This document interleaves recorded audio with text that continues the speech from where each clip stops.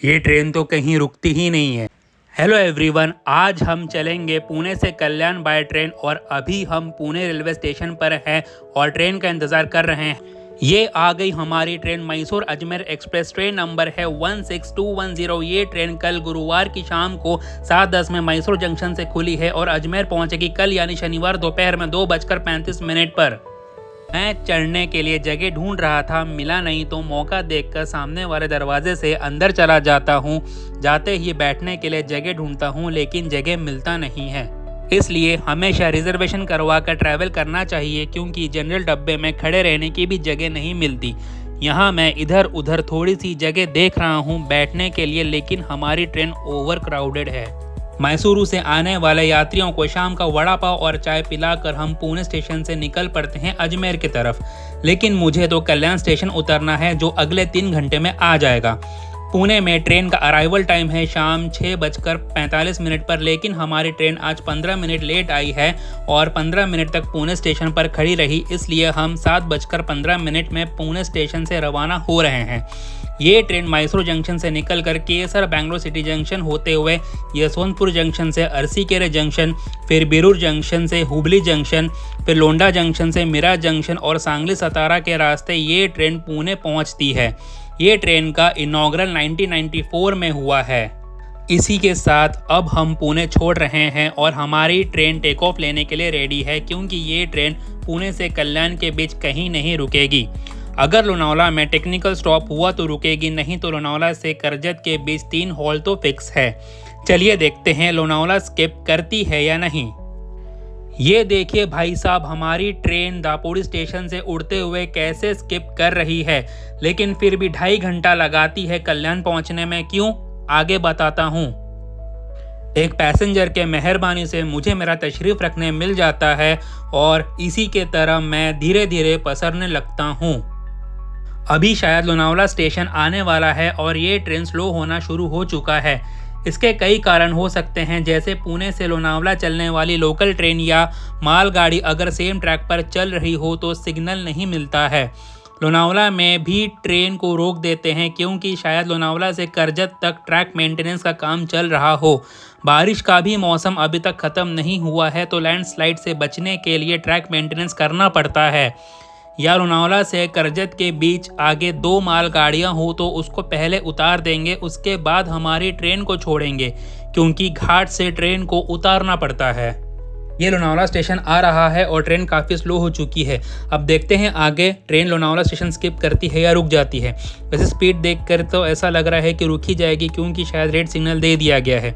इसके आगे 22106 Pune Mumbai Indrayani superfast express चल रही होगी और शायद वो भी लेट होगी क्योंकि सोलापुर में वाटर लॉगिंग हुआ है बारिश के कारण।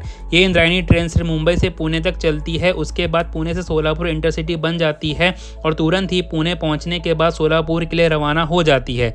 अगर लोनावला से करजत के बीच के रूट के बारे में बात करें तो लोनावला से पलसधारी के बीच 3 ट्रैक होता है। पलसधारी से करजत के बीच 4 से ज़्यादा ट्रैक होता है मुंबई लोकल ट्रेन और मालगाड़ियों के लिए।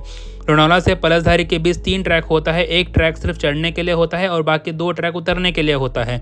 कई ट्रेनों का टेक्निकल हॉल्ट लोनावला भी होता है। मैं श्योर नहीं हूँ, मैंने बस ऑब्जर्व किया है। जो ट्रेन महाराष्ट्र से है, कोई ट्रेन पुणे से या और आगे से आ रही हो और उसका मुंबई या पनवेल का डेस्टिनेशन हो तो उसका टेक्निकल हॉल्ट लोनावला ही होगा। अब ये ट्रेन महाराष्ट्र होकर साउथ से नॉर्थ कनेक्ट हो रही है, इसलिए लोनावला ये ट्रेन को टेक्निकल हॉल्ट नहीं दिया गया है। अगर आपको पता हो तो कमेंट बॉक्स में कमेंट करके बताना। जब करजत से लोनावला के लिए आते हैं तो बैंकर लगाया जाता है। बैंकर मतलब ट्रेन के पीछे 2 से 3 इंजन जोड़ दिया जाता है पुश करने के लिए, ट्रेन को चढ़ाने के लिए। उसको पुश पुल टेक्नोलॉजी बोलते हैं। पुश पुल टेक्नोलॉजी आजकल राजधानी ट्रेनों में लगाया जा रहा है, अमृत भारत ट्रेनों में लगाया जा रहा है। पुश पुल का मतलब ही होता है पीछे से ट्रेन को पुश करना और आगे से ट्रेन को खींचना, पुल करना।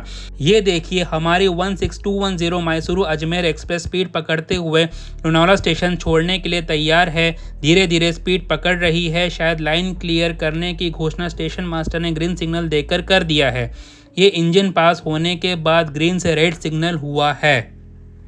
ये हमारी 16210 मैसूरू अजमेर एक्सप्रेस लोनावाला स्किप कर चुकी है, लेकिन लोनावाला से करजत के बीच 3 ऑफिशियल टेक्निकल हॉल्ट लेगी ही। ये अब हम बोहर घाट पहुंच चुके हैं और मंकी हिल के रास्ते करजत स्टेशन भी स्किप कर देंगे। अभी अंधेरा बहुत है तो अभी ज़्यादा दिखेगा नहीं। ये करजत स्किप करने के बाद हम उड़ते उड़ते बदलापुर भी स्किप कर चुके हैं और मैं कल्याण स्टेशन उतरने के लिए तैयार हूँ। बदलापुर से कल्याण सिर्फ 15 मिनट लगता है अगर कोई हॉल्ट ना हो तो। चलो अब कल्याण स्टेशन आ रहा है और इसी के साथ ये वीडियो वाइंड अप करते हैं। ये ट्रेन ने लगभग 2 घंटे 45 मिनट लिया है पुणे से कल्याण पहुंचाने के लिए, जबकि इसको कोई स्टेशन पर रुकना नहीं था। अधिकतर ये ट्रेन लोकल ट्रेनों के वजह से या माल गाड़ियों के वजह से लेट होती है और लोनावाला से करजत का जो घाट सेक्शन है वहाँ हॉल्ट 3 टेक्निकल से ज़्यादा भी होता है।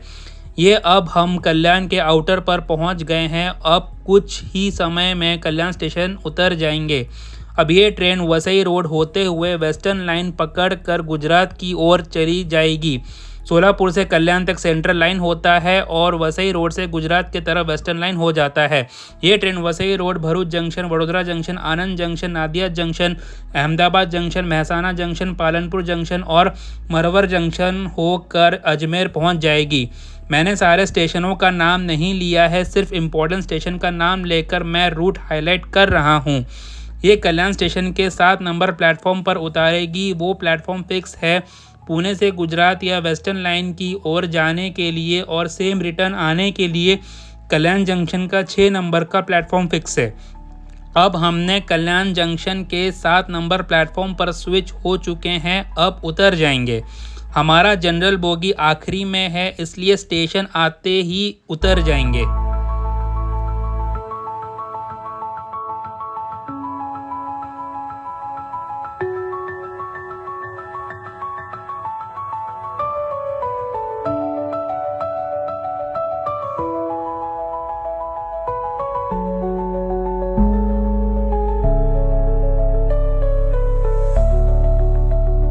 चलिए, ये था हमारा सफ़र 16210 मैसूर अजमेर एक्सप्रेस के साथ। अब अगले ट्रिप पर मिलते हैं।